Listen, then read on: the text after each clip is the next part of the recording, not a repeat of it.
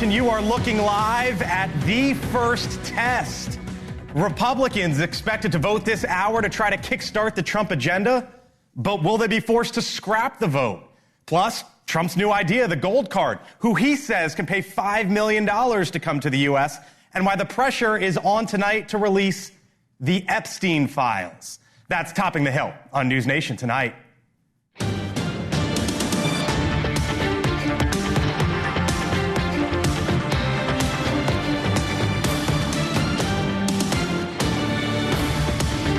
Could be quite the night here in Washington. Live look once again at the floor of the House of Representatives. Coming up this hour, we expect the House will vote on the framework that would pave the way for the Trump agenda. Tax cuts by the trillions, more border security by the hundreds of billions. President Trump talking with Republican holdouts today, but seemingly separating himself from this process with big questions looming. Watch. I'm not involved in that. They know what I want, and the Senate knows what I want, too. So did that sound confident? The passage here is no sure thing, expected to happen once again this hour. Moderate Republicans concerned about possible cuts to Medicaid. Conservative Republicans worried about too much spending. We're going to add $328 billion to the deficit this year. We're going to add $295 billion to the deficit the year after that, and $242 billion to the deficit after that, under the rosiest assumptions. Why would I vote for that? All right, now Republicans can likely only have one defector from their side as Democrats vow they will not provide one single vote. House Democrats will not provide a single vote to this reckless Republican budget. Not one. We will push back against the Republican budget today. We will push back against the Republican budget tomorrow. Live look at the White House right now. President Trump also revealed that he could be meeting with Ukraine's Vladimir Zelensky on Friday, possibly inking a $350 billion deal. And how about this? The president talking about a $5 million gold card, why he says it could raise $5 trillion for the U.S. We'll explain what that could look like in a bit. But first, if the president's campaign promises are to come to fruition, extend the tax cuts, add on no tax on tips, no tax on overtime, no tax on Social Security, they must clear a key hurdle likely to happen this very hour here in Washington. Our Joe Khalil starts us off tonight with what the White House, certainly the White House, and Washington is watching at this very moment. Joe?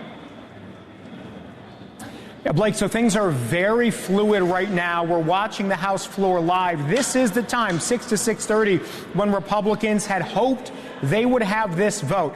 I'm not so certain that that is going to happen. One Republican House member who told me on background not so long ago, who is close to leadership, not somebody in leadership, but close, told me that they would be, quote, very surprised if there is a vote tonight. What we can tell you for certain is that it is unclear that Republicans have enough votes to move this forward. We talked about how this is a big test for President Trump to get his biggest agenda items forward through Congress. He can do a lot of executive orders, but the big things have to go through Congress. It's also a big test for House Speaker Mike Johnson. I've been told by sources within leadership that they are continuing to try to work over those handful of Republicans who are not there yet, who are still opposing this bill for whatever reason. There are several different reasons.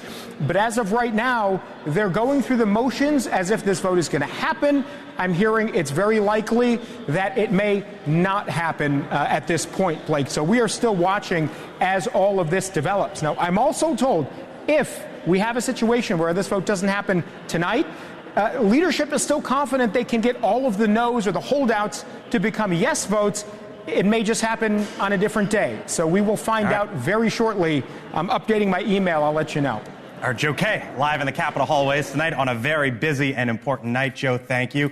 So to try to put this in real world terms here, how me and you, most folks go about things, this is basically a blueprint, like how you might sit down and say, okay, here's what I'm going to spend on rent.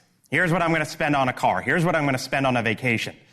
They're not laying out the exact nuances here, like where to live, which car to lease, or the details on that vacation. Rather, they're just trying to set it all up so that the president's agenda can move forward. Here's what it calls for: at least $4.5 trillion in tax cuts, at least $1.5 trillion in spending cuts. Yes, that leaves a $3 trillion hole, which Republicans claim will be filled by growth. It also includes about $300 billion more in funds for the southern border and defense, and $880 billion in cuts for the Energy and Commerce Committee, which could end up meaning cuts to Medicaid. President Trump from the Oval today says he spoke with Republican holdouts while seemingly distancing himself from the process. Well, I'm not involved in that. They know what I want, and the Senate knows what I want too. And I don't know where they are in the vote. I know the Senate's doing very well, and the House is doing very well, but each one of them has things that I like. So we'll see if we can come together. With me now, the Republican from North Carolina, Congressman Greg Murphy, who sits on the House Ways and Means Committee, which is the one that will write the details for the Trump tax cuts. Congressman, you ran our camera. You got a big night in front of you. Thanks for being with us. I truly appreciate it. Joe Khalil said, not so certain this happens, which would be a setback. What are you hearing right now? Well, Blake, I'm hearing when I get a text on my phone that we're going to vote and what we're going to vote on. You know, the holdouts, a couple of them, I think, are going to come to reason. A couple of them, there's not enough Jesus in the Bible, as I like to say, to change these things. Again, to your point, this is a blueprint. It only sets the standard. It sets the rates and the amount of cuts or the reforms that go into each committee. Ways and Means, we're the ones dealing with the tax issue. So we're the ones that are trying to extend some of the or all of the 2017 tax cuts. So it's about turning dials, but we have to be put into the room to be able to do it. Why are you so certain, Congressman, that you'll get there? Because you mentioned 2017, the tax cuts did get through. But the first thing that Republicans tried that year, when they had the House, they had the Senate, and President Trump was in the Oval Office, same setup, was repeal and replace Obamacare. That didn't happen. Yeah. So why are you so certain that this will happen? We have some history here. Well, Blake, because we have to. Our country is on a precipice, and the general public doesn't understand this. I wouldn't understand it if I were not in Congress. But we're in a financial precipice that if we don't curb our spending and we don't get adequate tax reform in the next 1 to 3 years to stop the explosion that we have on being on the financial cliff, that this nation will fail. We must. This is our job. We have a no-fail issue right here. We cannot fail. Some of the nuances and some of the numbers, we can turn the dials one way or the other and deal with certain reforms or certain cuts, but we can't fail on this. And the Democrats, sadly enough, are being very disingenuous about their arguments. They'd rather spend. They're not serious about the financial cliff that this nation is facing. Republicans are spending also, Congressman. There's a $3 trillion hole there. I know you're going to say growth is going to pay for it, and DOGE, and maybe tariffs. Heck, we just heard from the president about a $5 million gold card, but that's a $3 trillion hole. Yep. It is, but Blake, we wouldn't be in this spot if there had been inflationary measures that had been on in the last administration. $5 trillion in spending, causing the Federal Reserve to have to jack up interest rates, and now we pay more in interest on our debt than we do in national defense. We will grow as a nation 2 to 2.5%. That will take care of a lot of things. And rather than the direct number that we have as our debt, it really is debt to GDP ratio, and that takes into the growth that we're happening in our country. I don't personally think revenues from tariffs. Well, no, it has to be. This is not going to be 1 minute in time. This is going to be what we're doing over the next decade. If we don't do anything the next 1 to 3 years, we're in major financial problems. Okay. But this is something that is going to be happening over the next decade, and how we have to massage it is just turning the dials now. So you're aware, but for our audience here on NewsNation and those listening to us on SiriusXM, the president on the campaign trail promised an extension of the tax cuts from 2017, no tax on tips, no tax on overtime, no tax on Social Security. The Committee for a Responsible Budget looked at all this, Congressman, and said, wait a minute, at the bare minimum, that would be close to $5 trillion. You're only providing for $4.5 trillion. It could go up to 11. And I guess it leads to the question, are you going to get to everything that President Trump promised on the campaign trail? Because it seems a little square peg, round hole. Sure, and I think that's fair, Blake. The Social Security issue we can't deal with in reconciliation. The Senate parliamentarian would not allow that. The no tax on tips and the no tax on overtime are those things that we're going to look at. You know, we want to be fair about this, and we want to work with the president on some of the details. He's presented things in his, during the campaign that he wants to get done. We're going to try our best to do those, but it may not be possible to get everything that he wants. Again, we're going to try to look and be fiscally responsible in our tax package when we come out of Ways and Means. There are some things, endowment tax and some of the other things that we are going to have as revenue creators. Congressman, I know you got to run, but did I hear you there on no tax on Social Security? You do not believe that is feasible in this package? No, it can't be done in the reconciliation rules of budget reform and in reconciliation itself. So that's off the table. That would be something that we'd have to deal with at a later date. Wow. This year? Oh, well, that's what we hope so.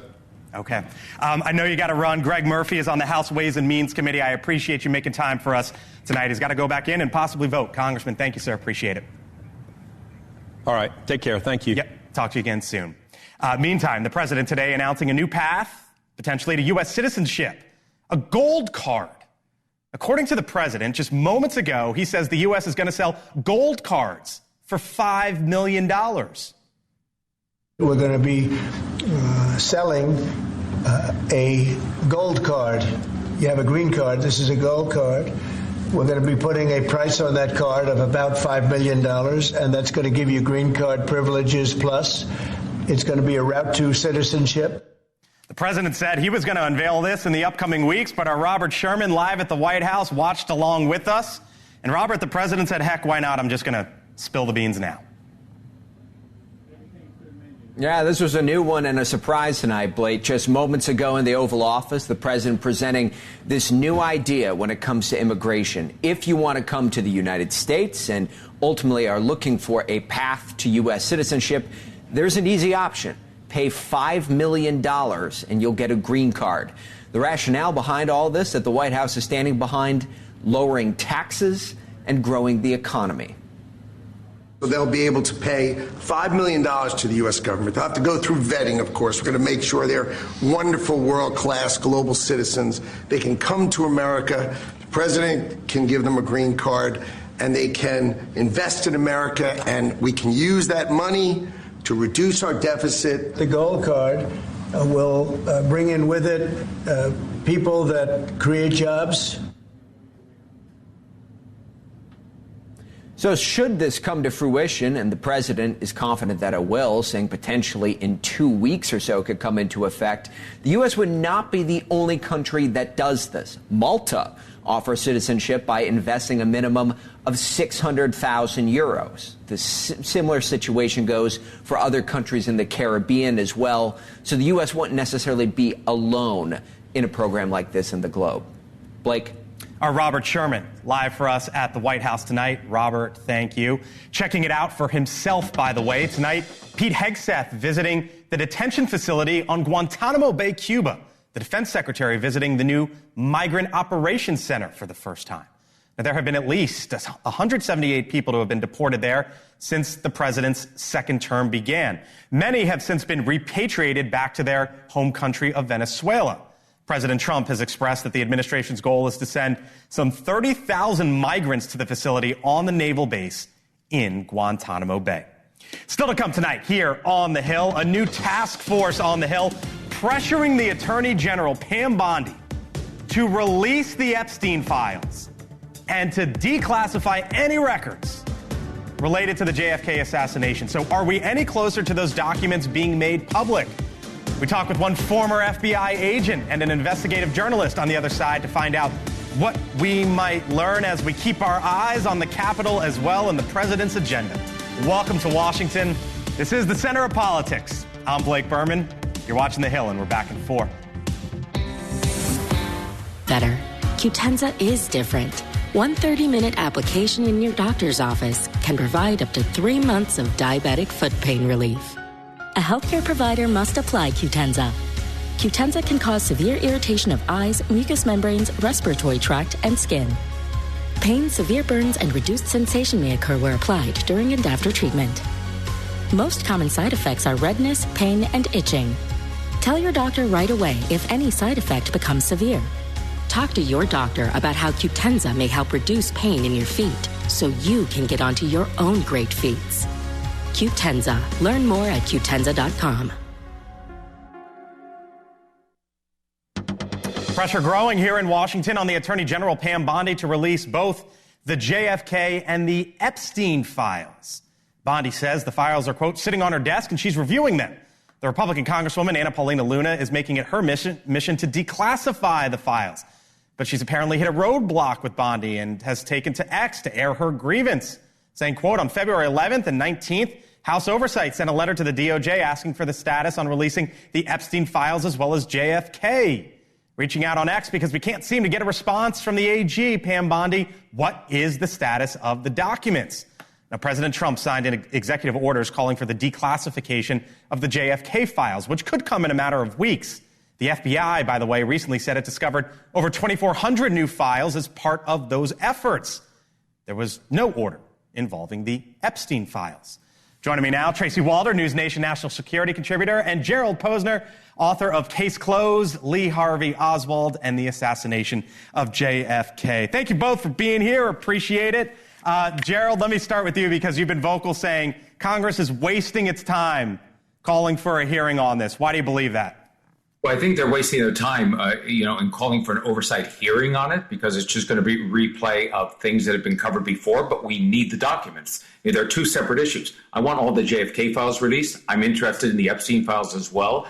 I don't think that Anna Paulina Luna has it right when she says that these JFK files are sitting on Pam Bondi's desk. They're sitting in the National Archives, and it's true that the Attorney General can release the FBI portion of the files, but she can't release necessarily the objections the CIA has. She can't release the tax files, which are most of the undisclosed documents. So there are some materials, the JFK files need to be processed by a number of agencies. Yeah, the Epstein files, if the Attorney General has all of them, she can give it a green light and let's get it out there. I should note that the executive order that the president signed on January 23rd called for 15 days, the Office of the Director of National Intelligence to present a full and complete plan on how to release it. Tulsi Gabbard wasn't sworn in as the ODNI until February 12th. That would bring us to February 27th. So there is a little bit of time here. Tracy, I found it fascinating. You're ex-CIA along with ex-FBI. Mike Pompeo, the old CIA director, said, quote, a couple years ago, quote, there are things that happened 60 years ago that are still important to keep in the vault. There's lots of things that happened that long ago that still are appropriate not to release. Speaking of the JFK files, what do you think he meant by that? Personally, Blake, what I think that he meant by that really had to do with the documents that came out in 2017 surrounding Lee Harvey Oswald's trip to Mexico. That was when sort of this, green light went on for me in terms of what is remaining classified. I don't think we're dealing with anything more than a lone shooter, but what I do think we may be dealing with is involvement regarding Cuba and involvement regarding Russia. And I think those can have diplomatic ramifications in regards to our relationship with those countries. If those countries potentially or allegedly participated in an assassination, a successful assassination against our president, that is going to be highly problematic moving forward. And we are in a very precarious time right now with Russia, particularly in regards to Ukraine. And so it might be a very tenuous time to release these documents. I wonder, Tracy, when they do eventually get released, what are you looking for? I think the biggest thing to me, and I keep talking about this over and over again, is foreign government involvement. That is my biggest thing. Again, I always feel that Lee Harvey Oswald acted alone. It's actually not that difficult of a shot to make. I had the opportunity to take it for a documentary that I participated in. It's not that difficult to take that shot. What I'm more concerned in is really the involvement, human assets that were involved, and the discussions that he had when he was visiting the Cuban and Russian embassies within Mexico.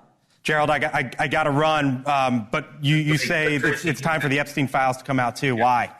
But Tracy hits it on the head, by the way, about JFK. Look, the CIA might also have known how unhinged Oswald was in Mexico City. They didn't tell the FBI. They didn't share the information. I think the JFK assassination was potentially preventable. It's a question we've never addressed, and the answer may be inside those files. The Epstein files are sort of the gray, guess. It could be anything, but I see we have bipartisan support on that. Everybody from Marsha Blackburn to Ilhan Omar are asking for the Epstein files to be out. So maybe we'll actually see something coming out of the FBI on those in the near future. All right, we'll see. I got to leave it there with both of you. Thank you so much for the time. Appreciate it. Talk to you soon. Thank you, Blake. Of course. All right, still much more ahead. Here on the Hill is the Florida governor, Ron DeSantis, talking up his wife, Casey DeSantis, as the next governor of that state. And what do you think Donald Trump thinks about that? Does that maybe buck his latest endorsement? Plus, a Southwest plane just barely escapes a midair collision as it attempts to land in Chicago. Have you seen this video yet? Why does this keep happening? And will House conservatives rather be the ones to bring down the president's agenda? A vote this hour that we're keeping our eyes on when the Hill returns.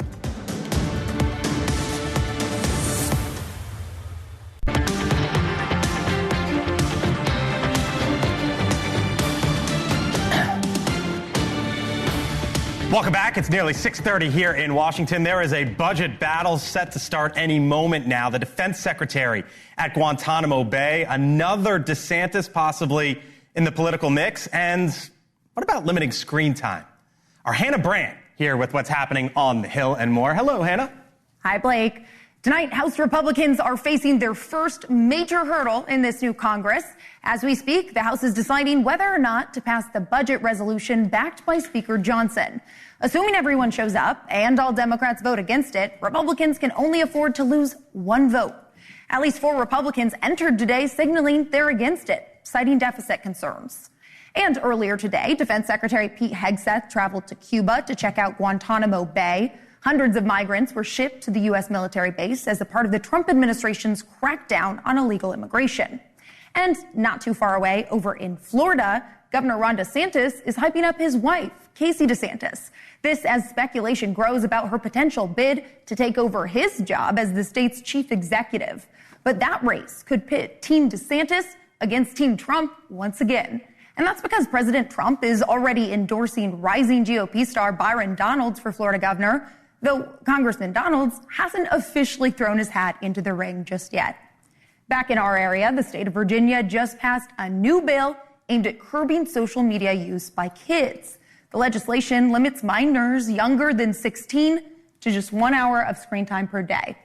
And that's what's happening on the Hill, Blake. There's a lot of parents like, yeah, do it. Thank you, Virginia. And then there's a lot of parents, I'm sure, that are like, I don't want the government telling me how long my kid can do something. Right. And the law gives parents leeway to either lengthen that time or shorten it depending on what they want. So it'll really be up to the parents. It's the conundrum every parent has, I promise you. Hannah Brandt, thank you very much. Appreciate it. Southwest 2504 going around. 2504, roger that, maintain 3000. Southwest 2504 up to 3000. So 2504, when able, turn left heading 220. Left heading 220, Southwest 2504.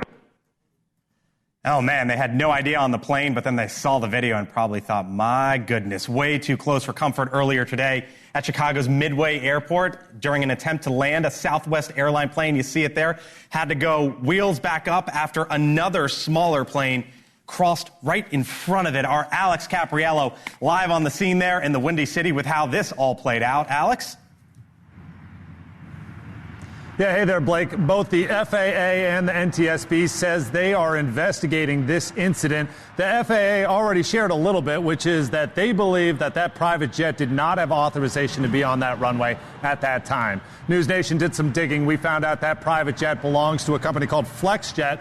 FlexJet seems to acknowledge its mistake as well, writing, "We are conducting a thorough investigation. Any action to rectify and ensure the highest safety standards will be taken." We found out that private jet was on its way to Tennessee, the Southwest jet, on its way back from Omaha. That commercial aircraft, as you could see, able to get wheels up, avoid that collision, make a safe landing about 20 minutes later, so no injuries to report at this time. But we do know that this marks more than half a dozen incidents of either crashes, collisions, or near misses since January 2025. I personally have covered 3 of them, Blake. Let's hope we get a handle on this. We know that the Secretary of Transportation is also looking into it as well. Yep, it's in the news, unfortunately, all too much. Our Alex Capriello live tonight in Chicago. Alex, thank you. All right, back here in the district, live look right now, the floor of the House of Representatives. Expected any moment now that the House will be voting on the framework that would pave the way, if passed, for the Trump agenda. What he promised out on the campaign trail, tax cuts by the trillions, more money for border security. And we're waiting word from Capitol Hill. Will House Republicans sort of be able to come together and figure this out? Or do they still have too many issues? Moderates, Medicaid, conservatives, spending. That vote taking place, we believe, right now on the floor of the House of Representatives. With me now is Mark Short. He was the first director of legislative affairs in the first Trump White House. Mark knows a thing or two about the line between the White House and what happens with congressional Republicans. You were in the battle for the first tax bill. Good to see you, sir. Thanks, Blake. Thanks for having me. Thanks for coming back. All right, so House Republicans are sort of doing this all over again 8 years later. Yeah. When you see what's going on the floor right now with conservatives a little sticky about spending, moderates a little sticky about what's going on with Medicaid, what happens? Well, look, this is just to get to the starting line, Blake. Yeah. The actual negotiations on what's in a tax bill is going to happen later throughout the rest of this year. Speaker Johnson has an enormous task with only a two-seat majority. Again, I try to remind people that when we passed tax reform in 2017, 12 House Republicans voted against that bill. So Speaker Johnson has an incredibly difficult task here. I do think that, as you heard, there's really a one-seat majority right now.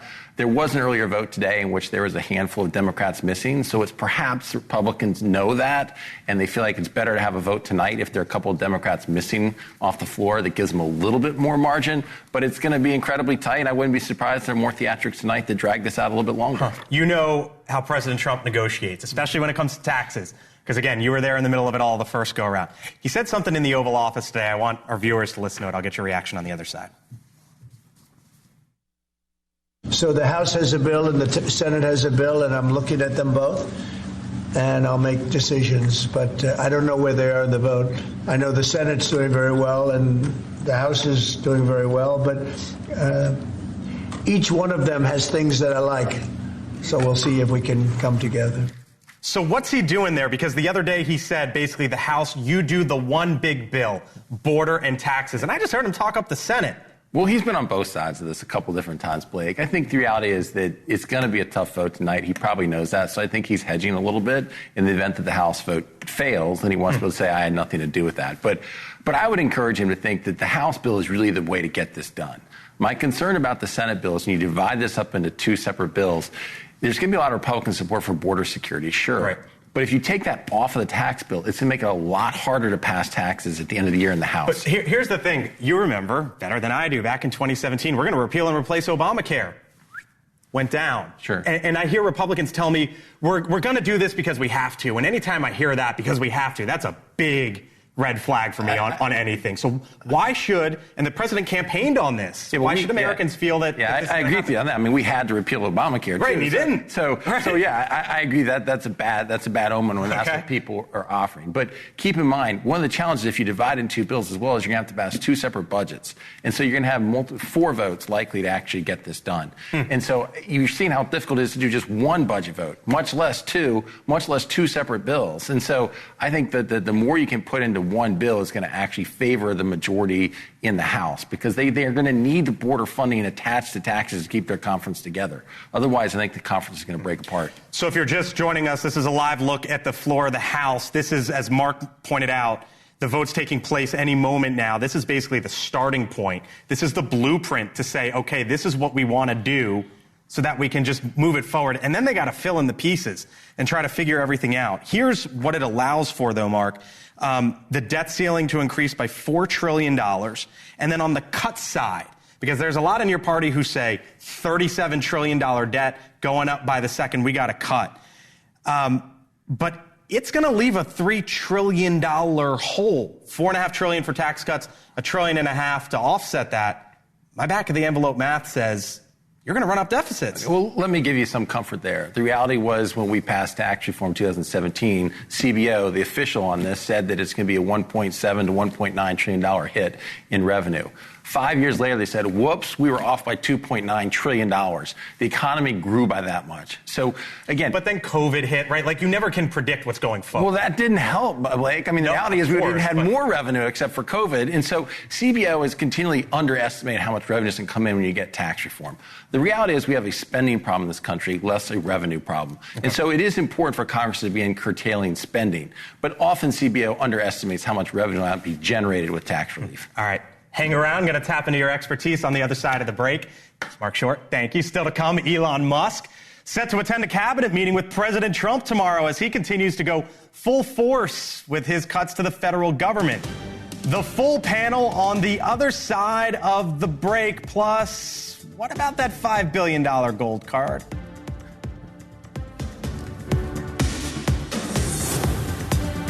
Bill O'Reilly on Cuomo. You're on your game tonight, Cuomo, even though you need a tie. America's favorite sparring duo with TV's liveliest, most honest debate.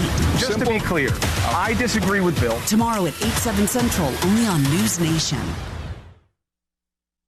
Luckily, Trust and Will makes it easy to create a legally valid, state-specific document that actually counts. Ooh, what's that? That's a duck. Start your will at trustandwill.com now and make it count. Is Elon Musk going to attend the president's first cabinet meeting tomorrow? He is, as a matter of fact. I spoke to the president about that before coming down here as well. And Elon, considering he is working alongside the president and our cabinet secretaries, this entire administration will be in attendance tomorrow. All right, so the White House says President Trump's first cabinet meeting of his second term will take place tomorrow. In his first term, you might remember the cabinet meeting's spectacles at certain points. Trump going around the room, the media all soaking it up. And tomorrow, the 2025 version begins with the White House saying Elon Musk will be there. But are we seeing a little bit of revenge of the secretaries, you could say? The White House walking back the consequences of that whole 5-bullet-point email, saying that it's the secretaries, not Musk and DOGE, who will determine if government employees need to fill that out or not. The president respects the decisions of his cabinet secretaries to tell his staff, their staff, not to respond to that email because they did so out of interests of national security. Full panel here with me now. Brad Howard is a Democratic strategist. Mark Short back with me, former Chief of Staff to Vice President Mike Pence. Sabrina Singh, former Deputy Pentagon Press Secretary. And T.W. Origi, former Communication Aide to Senator Lindsey Graham. Hello to you all. Nice to have you all in. Appreciate it. So there was this whole thing about, do you need to do the 5 bullet points? No, the cabinets for government employees. No, the cabinets, or the different agencies will decide. And the White House came out today, TW, and said, yeah, it's the cabinet secretaries who end up making the call. And tomorrow, as we see this big spectacle of the full cabinet meeting, is it a little bit of revenge of the cabinet secretaries over Elon Musk? Yeah, a bit, especially when this was led by those at the FBI like Kash Patel, Pete Hegseth at DOD. They realized that there is classified, sensitive information that can come from this status check. Okay. Now, I do not blame Elon Musk for wanting to at least check if people are at their desk. Private companies do that all the time. Yeah, but we showed the templates last night that are out there. Absolutely. But you have to do it you have to give deference to the people who are Senate confirmed, the secretaries, and Elon Musk's contributions are welcomed, but let's just give a little bit more deference and control to those people at the departments. White House, though, did say that 1 million people have filled it out. I mean, look, I think it was very unclear, the instructions in that email. You can fill it out, you cannot. Regardless to say, I mean, I think, sure, it's up to the cabinet secretaries to determine how they run their offices. Mm-hmm. But at the end of the day, we've never seen something like this. Elon Musk being at the White House next to the president in the Oval Office. I mean, there is this shadow presidency, I think, that everyone keeps talking about. I'm really curious to see how the cabinet meeting goes tomorrow. I'm glad you have faith that these secretaries are going to be able to run their agencies. But I think at the end of the day, I'm not saying they will or won't. Elon Musk is going to have a say. Look, the concept of this is the Department of Government Efficiency. It is that we are going to make government efficient. This has been the directive is simply a 5-bullet summary, and we're on day 4 of discussing what that actually means. It is the least efficient operation I have seen in a long time. What, this specific or DOGE in general? The whole thing. Really? You think so? Because what they're doing is laying off all of these workers, and then, oops, we've laid off the workers we didn't mean to lay off, and they're trying to bring them back or rehire them in areas of national security, in areas of, FAA and airline traffic related. The problem is that when you go in and just do massive cuts without understanding, and here's a good example of this. When you cut people who are on probation, that includes people who've been with the department maybe 20 years that have performed very well, who are expert at what they do, that get promoted, and you're on 2 years probation with those promotion. We just laid all those people off. So we laid off the most high-performing, functioning government employees, and they're gone from the government, and we're leaving behind the people that aren't. What do you expect tomorrow with Elon Musk in the cabinet meeting? Look, I mean, the president likes ratings, and even Sabrina said she's going to tune in. The reality is going to tune in. I mean, that's what this is about, and so he'll have high ratings tomorrow. What do you think it'll? So he's going to go around the room, right? So if you don't remember, I mean, you all remember, but if you don't at home, he would go around the room. They would talk about sort of their accomplishments. I know you remember. Talk about other. So what's that dynamic going to be like when Elon Musk is there with the cabinet officials? I mean, he's had guests in before to present at different cabinet meetings. My bigger concern to what Brad raised is that, look, our nation's $36 trillion in debt right now. The American people wanted to have cuts. But if we're investing all this power in the executive branch that they can do this, what happens if a Democrat administration comes in and says, you know what, CBP, don't show up to work today. ICE, we're going to cut you. I can do that. I now have the power in the executive branch. If we really want these cuts to be permanent, they have to be legislated. This is a good start, but we actually need Congress to make it permanent. All right. By the way, one of the other big things from the president today, the gold card. $5 million. It's an idea that the president just floated out there for a visa program. This idea, you know what? You want to pay $5 million, you get a gold card. What is it? How would it work? And did you know that this is not the only country to do this? And Mark Short with a little bit of knowledge on the other side about where this may have came from when we return. Selling a gold card. You have a green card. This is a gold card. We're going to be putting a price on that card of about $5 million, and that's going to give you green card privileges plus. It's going to be a route to citizenship, and wealthy people will be coming into our country by buying this card. They'll be wealthy, and they'll be successful, and they'll be spending a lot of money and paying a lot of taxes and employing a lot of people. And we think it's going to be extremely successful and never been done before. President in the Oval Office just a little while ago saying he's starting a program to offer residency and a new path to citizenship. Maybe, we'll see. If you pay $5 million, you could get a gold card to come to the United States. It comes as the Trump administration continues its other immigration measures that include mass deportations. The new Trump program is known as, you heard there, the gold card, and would launch in about 2 weeks. Full panel back with me now. The president, Brad, just sort of let this out of nowhere there in the Oval, said he was going to reveal it in a couple weeks. But he says it could raise maybe $5 trillion, pay off some debt. Look, the guy's famous for loving gold. He famously has a gold toilet in Trump Tower. Look, I mean, this is a Disney fast pass for those wishing to come to this country. It's odd to use the immigration system as a fundraiser. To pay down debt. I think. Is it though? Because other countries have golden visas, like Austria, Canada, Germany. We can show the list. No, I don't have any objections to that necessarily, as long as there are background checks in place, and we're making sure that those who are wanting to do nefarious things in the U.S. don't get a fast pass for free because they've got money. But when we talk about adding and creating more wealth in the United States, we meant Americans, middle class, growing and making more money, not importing it. I mean, I agree. This is kind of, you kind of have to laugh a little bit. I mean, if this is implemented, okay, but there's so many other issues to address, including, let's fix our immigration system.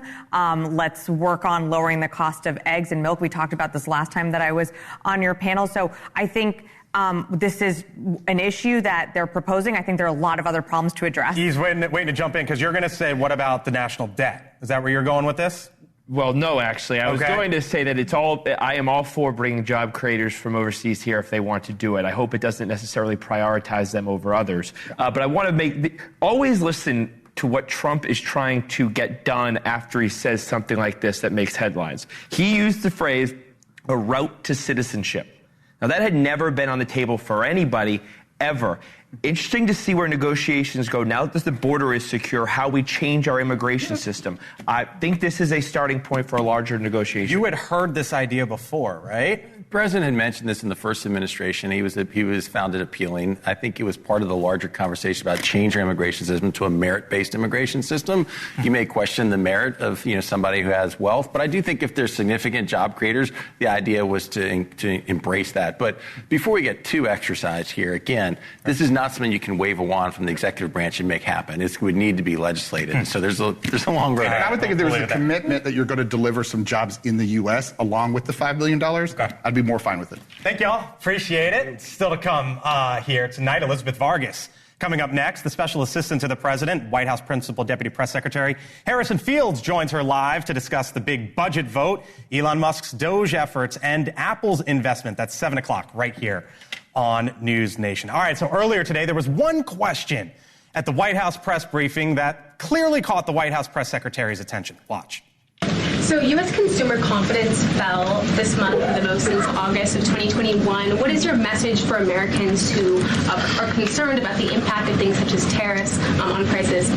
Yeah, sure. Well, thank you for that question. Did you hear what Caroline Leavitt said there? She was glad the reporter brought it up.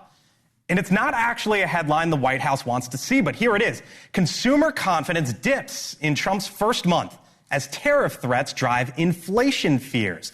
Now, the White House knows that this was the issue in the election, and it's an issue they have to address right now. What we're hearing out of the White House right now is blaming the past administration, noting how inflation ripped during the Biden years. They claim that President Trump right now is on it. I'm not going to stand up here and lie to you like my predecessor did about the state of our economy. We understand there are people that are hurting. Now, this much is true.